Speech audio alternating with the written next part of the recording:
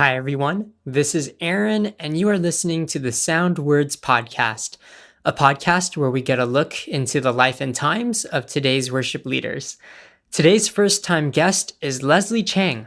Leslie is the worship pastor at First Baptist Church, Pasadena. And in this episode, we talk about her path to becoming a pastor, Easter services, her role as a worship leader, and working with her husband. Thanks for listening. Okay, Les. So this is the first time on the podcast. Is this your first podcast ever? Yeah, my very first one. Are you Thanks for nervous? having me. Yeah, sure. Are you nervous? A little bit. I at this point am so tired from, doing all the prep from Holy Week that Yeah. I feel like I have no capacity to be nervous at this point. Yeah. Well, it's the Tuesday after Easter Sunday. Why don't you first tell me what exactly your job is, what your role is at your church? Sure. So I am the worship pastor at First Baptist Church, Pasadena. And so a lot of my role entails, of course, Sunday planning for services with worship team. But then also we have a choir, so I'm rehearsing with them, shepherding them as well. How long have you been there for? Let's see. We've been serving with this church since January of last year, so 2018. Yeah. I've been with them for almost a year and a half now. Yeah.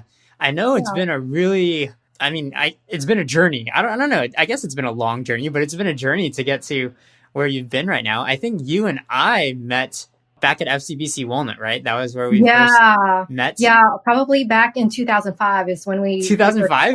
Oh my goodness. Is that when you first started coming to the church? Yeah, absolutely. So, 2005 is when I moved from my home in Alabama. I studied worship leadership at APU, and then actually knew Chris Wu from FCBC Walnut, and he's the one that brought me to that church, and then soon after became the worship intern. Yeah, and then once I graduated, though, it was 2008, and so the economy was, it crashed, and couldn't find a job, especially in worship, and so it's, in a sense, been like a 10-year journey of interviewing. And, and especially for worship leaders, a lot of the interviewing is doing like a test, like Sunday with the church. So there's a lot of emotions and energy and driving, like it goes into an interview only to come out of it to not get the job. And so a lot of that going on for a lot of years.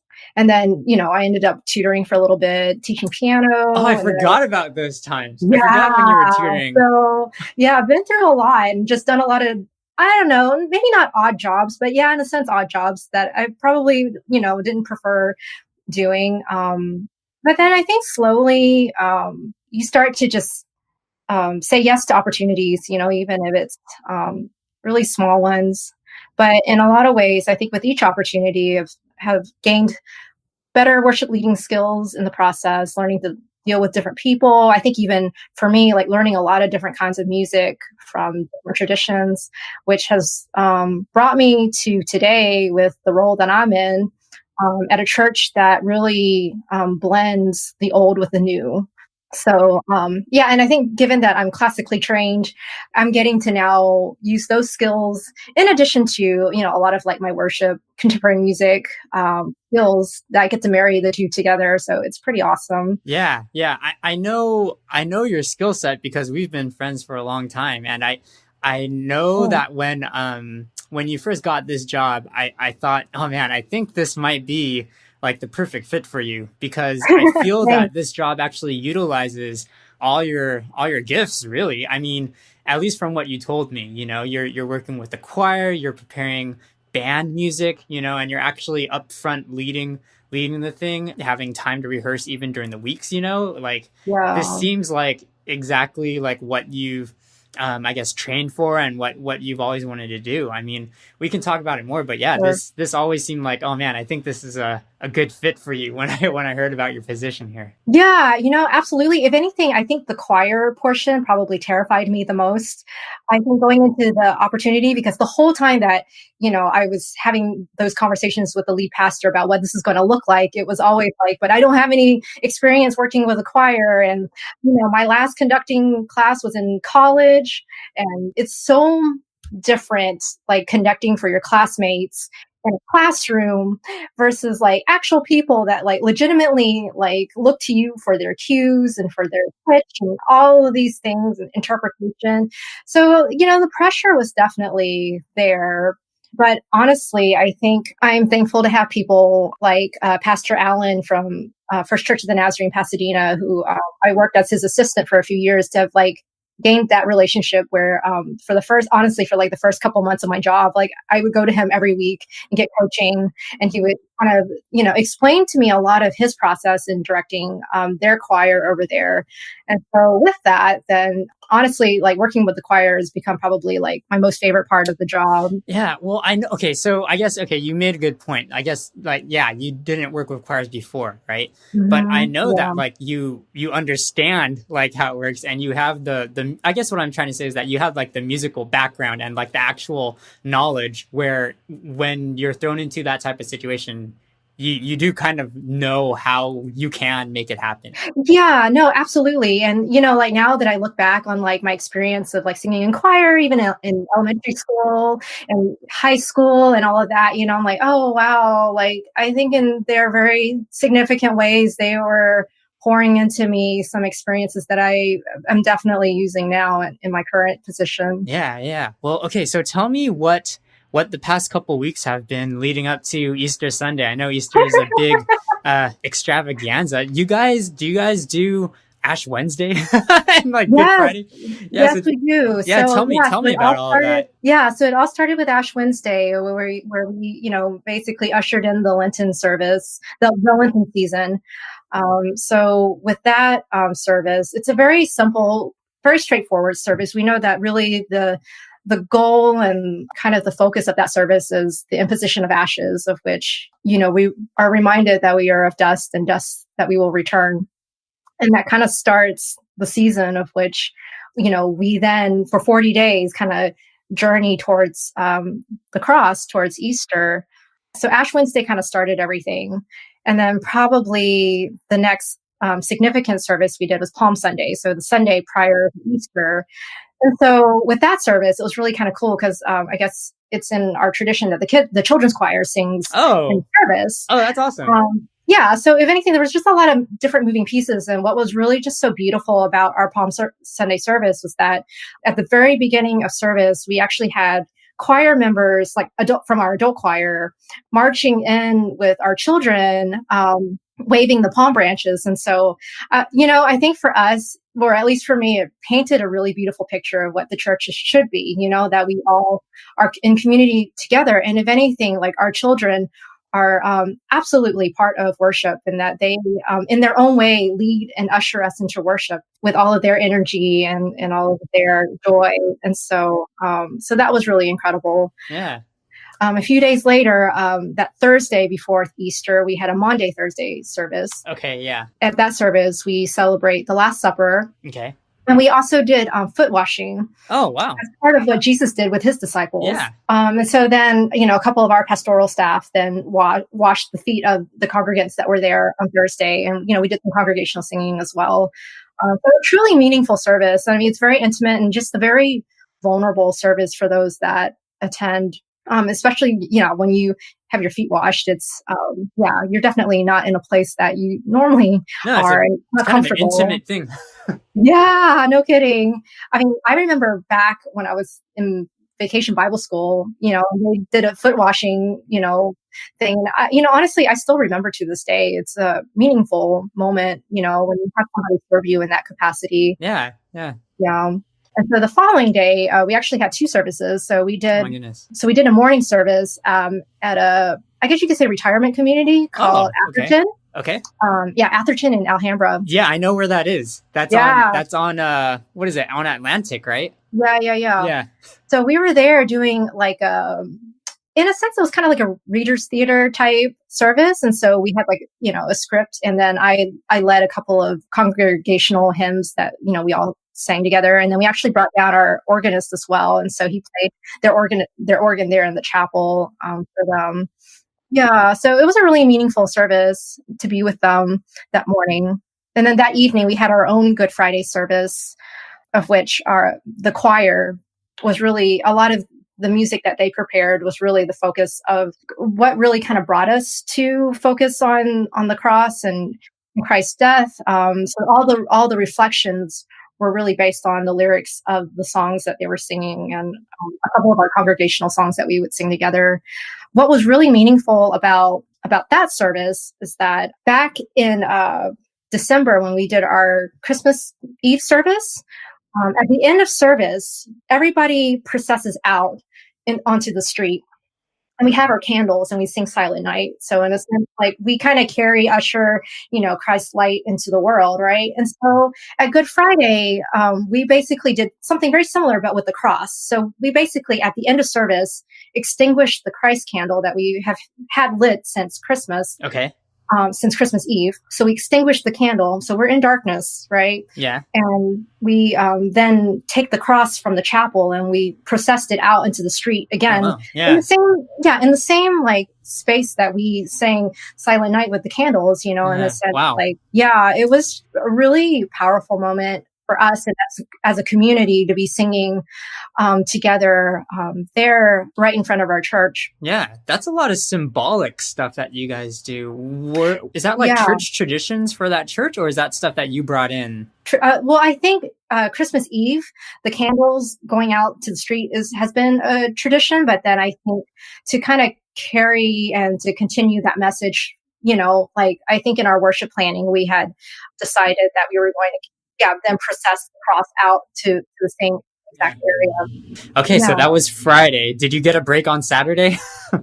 Yes, thank goodness I did. Okay, good. Yeah. So what was really cool is that in the Good Friday service, Pastor John Jay had mentioned, that when all had been finished, Jesus was taken off the cross and buried because Sabbath was coming, right? And so in a lot of ways, like we were all kind of practicing Sabbath before celebrating Christ's resurrection. So I tried very hard to rest on Saturday. Good.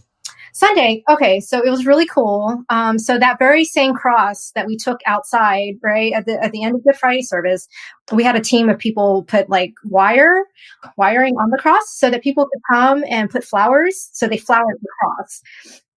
So we basically just, put, new life and so the cross looked absolutely gorgeous.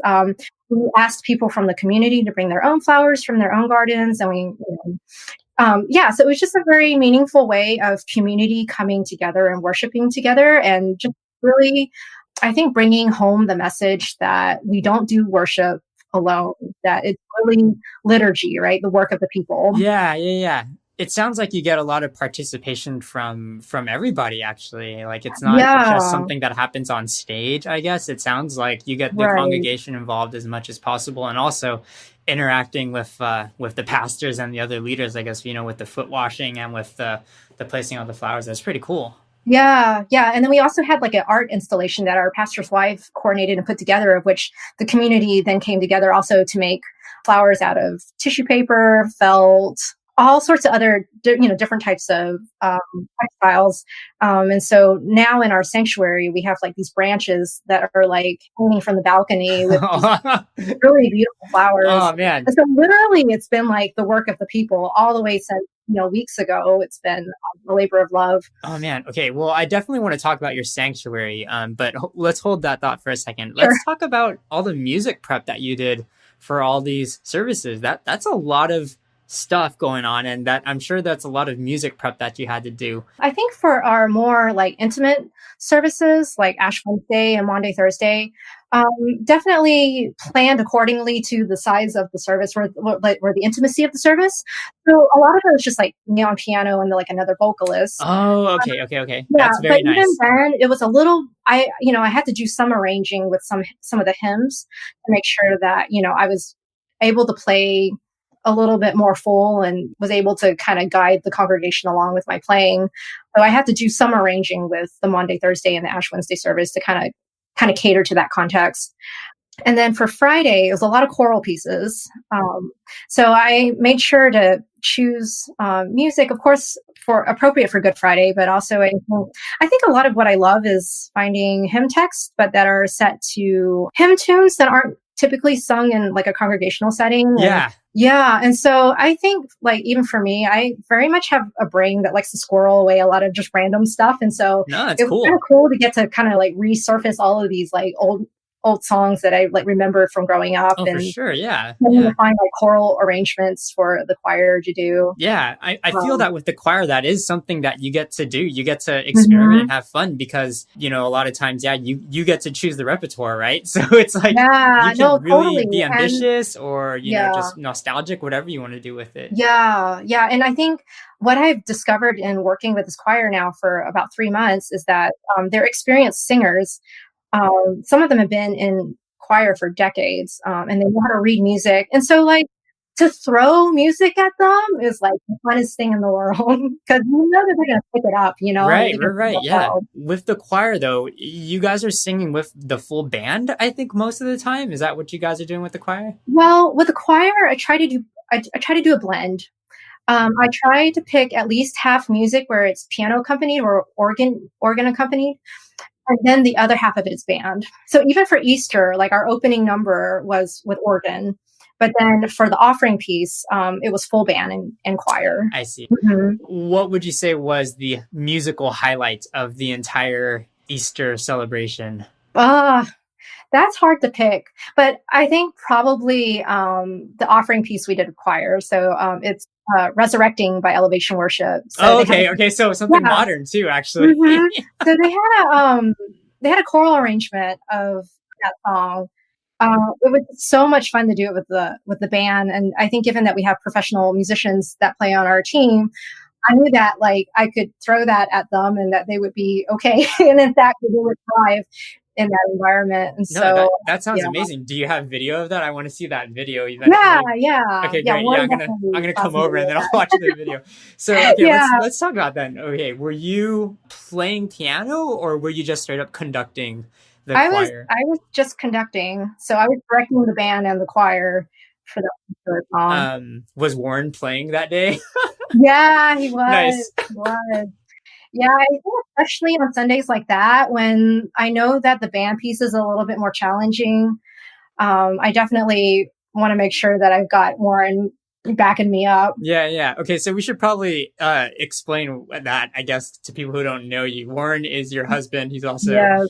my best friend, but he's Hmm. also a worship leader, guitarist, vocalist in his own right, too, I guess. Yes, And so you absolutely. guys are a funny, unique pair because you get to work and serve together in that capacity. How is Yeah. that? It's been an interesting transition. I think because Warren and I have been leading together for so many years now, I think we've been dating as of this coming May for 11 years. Oh my So God. within so you can kind of imagine for 11 Yeah, years, we've yeah. like led together, right? Right, And so right. like the thought of like me taking on this like full-time role was really daunting in the beginning. But, I think honestly though, towards like the end of Warren and I doing it as a team though, I was starting to take more of the lead. And I think specifically with directing the band part of it. Because the way that we were kind of operating initially was that I was doing a lot of the back end, like worship planning, putting together the arrangements and coordinating the volunteers. But then Sunday, he would kind of take over and run rehearsal. It was kind of the way that we were operating. But I think towards the end, I was starting to kind of take over more of the leadership on Sundays. And I think after doing it a few weeks, I was like, okay, I'm starting to understand how I can do this and do this well.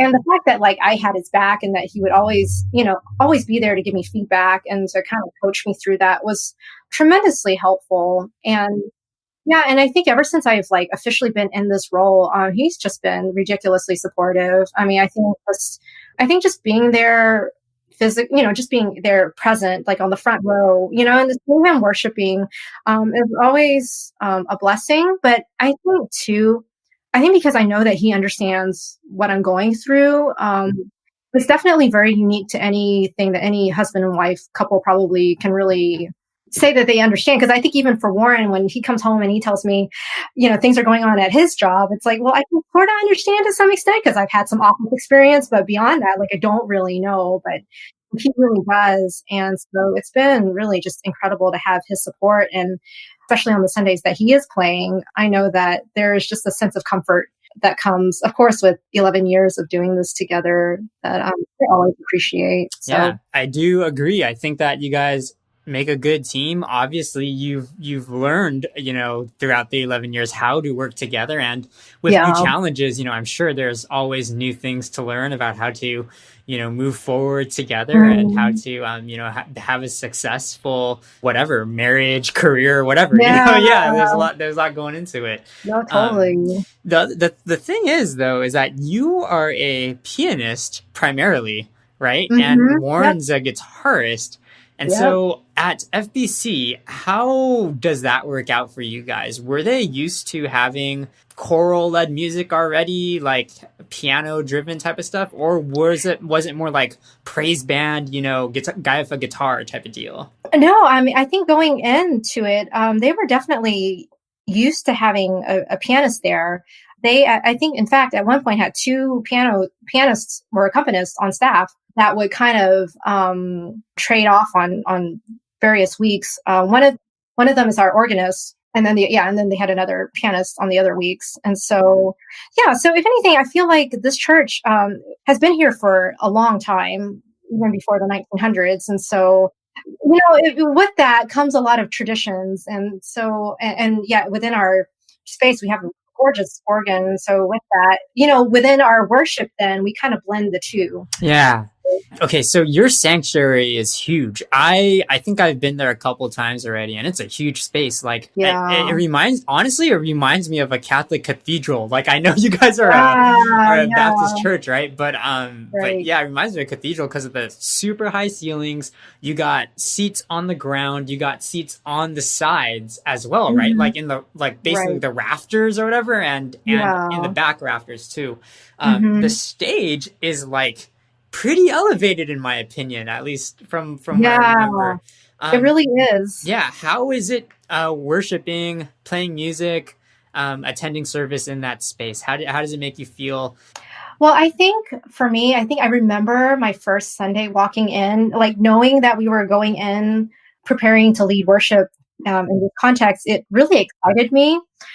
I think a lot of, because I'm definitely somebody that loves like vintage old things, so I feel like in a lot of ways, like the space really fit like who I am, as a person. And it just made a lot of sense that I would end up at a church like this to be leading worship.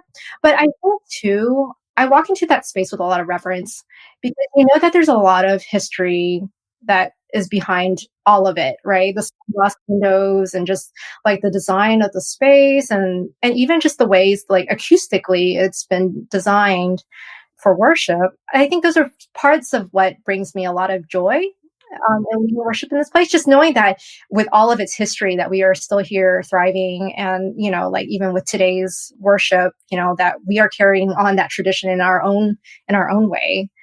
It's incredible. You are right. The platform is quite high, quite high off the floor. If you can imagine, though, that's there are like a bunch of stairs that like lead up to where we normally lead. If you can imagine, at one point those stairs weren't there. Oh wow! How? Yeah. What would you have to do? You would have to go up from the side stairs, and that was the only way to get up there. So you can imagine that's what it used to be, and in a sense, like our theology has evolved over time, where it makes sense to then build out stairs towards the front. Yeah. And have different like levels, right? Yeah. So it's just, that's just part of the history of the place. But, it's interesting how it has evolved as like culture and church has evolved. Yeah, no, it's definitely part of the church history. And yeah, it does fit your aesthetic. It fits it very well. At FCBC Walnuts, I've been leading in the high school group. Well, sometimes I lead in the high school group, okay? And like we don't have a stage there anymore. So like it's like ground level, like you're like right in front of like the people you're singing with. For me, like, yeah, that's an easy way to connect with the people, right? But for you, how do you like make sure that you're connecting with the people? Is that something that you have to do musically, or is that a pastoral thing? Like, what do you think? Honestly, like I think a lot of the connection has to do with building that relationship over time, right? Like it's not something that you can just do on one Sunday and just think that, oh yeah, they trust me, it's good. It's a weekly, like having to be very intentional with how you frame worship, how you do songs, how you encourage them, especially for worship leaders. I feel like the huge thing or the huge role that you play as a worship leader is that you're supposed to encourage them, right? So a lot of the ways you frame and invite them into that space is very important. So oftentimes I start my services, with us just taking a breath, breathe in God's presence, and to breathe out anything that hinders us from giving our best, right? So a lot of it is just, I think, inviting them not only to sing together, but also in just taking that breath together.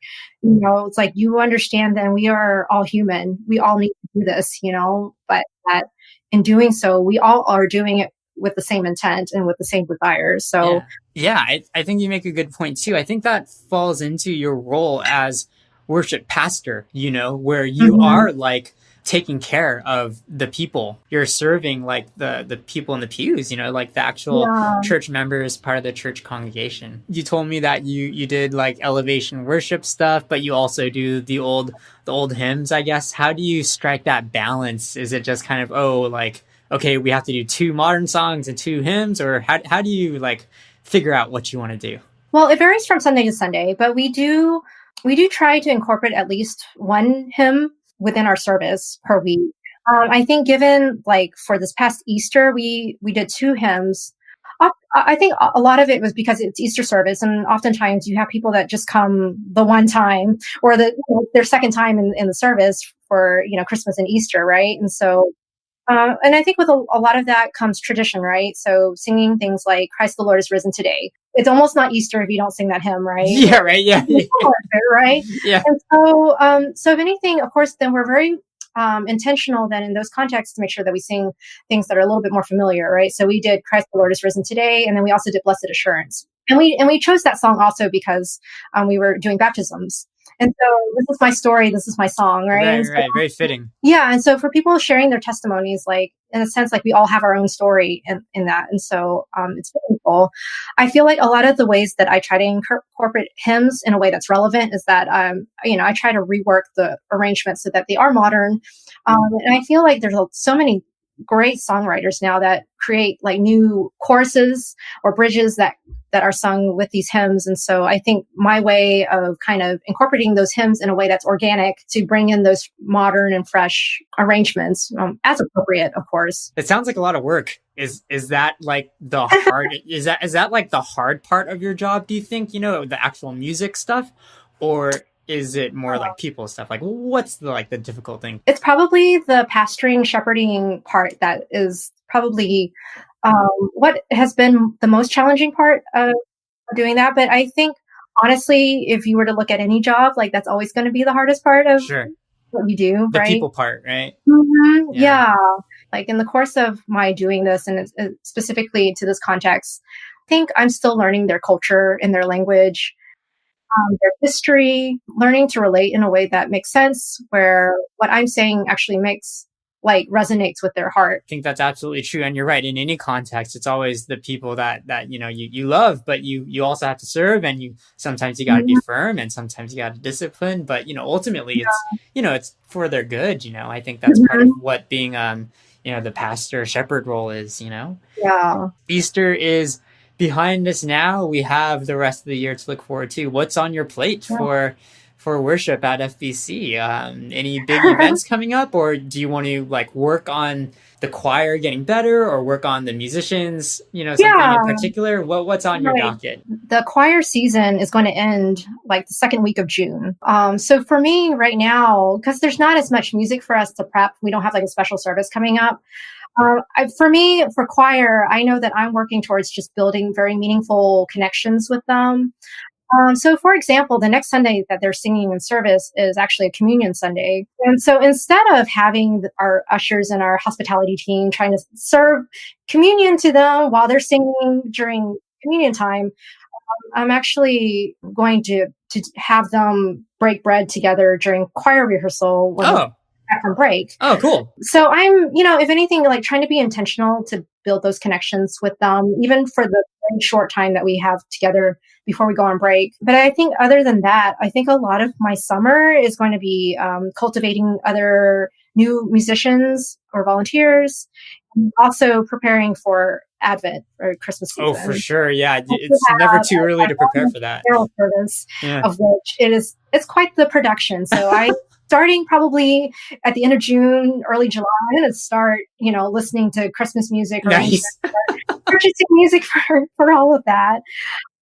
So those are kind of the things that I'm looking ahead.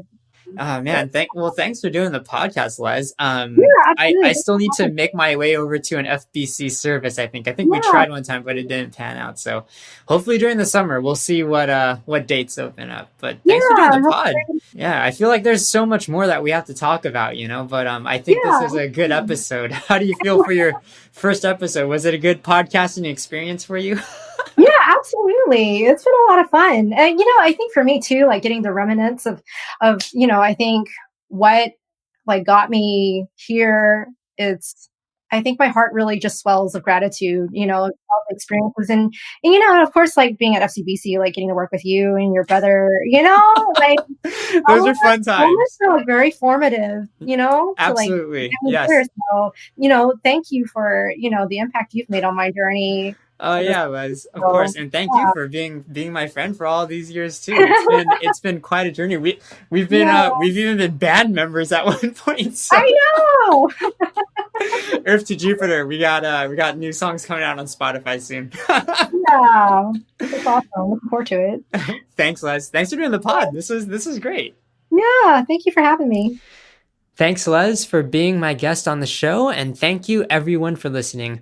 Please send me your feedback or questions for follow-up. You can even send me any questions specifically for Leslie to follow up on, and I'll be sure to get to them in the next few episodes. Also in the show notes, you'll find links to our podcast archive. And don't forget to subscribe to us on YouTube, Spotify, or your favorite podcast player. Just search for Sound Words.